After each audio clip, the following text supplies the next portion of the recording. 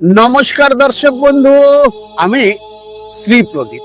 রাস্তায় চলার পথে এই গাছটি এর আগেও আপনাদের দেখিয়েছি। এই গাছটিকে বলছে হাড় মটমটি গাছ। বহু কাজে লাগে এই গাছটা, বহুবার বলেছি।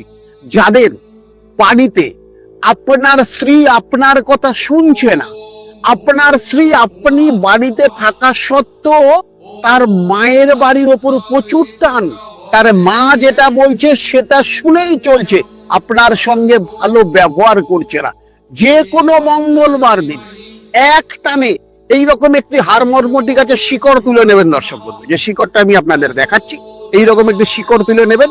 যে মন্ত্রটি বলছি এই মন্ত্রটি 11 বার বলবেন।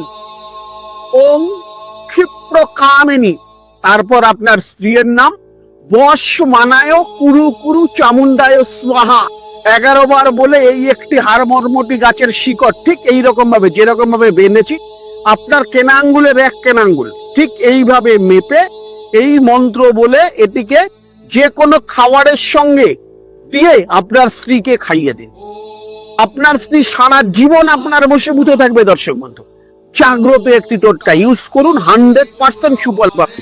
নমস্কার দর্শক বন্ধু, সুস্থ থাকুন, ভালো।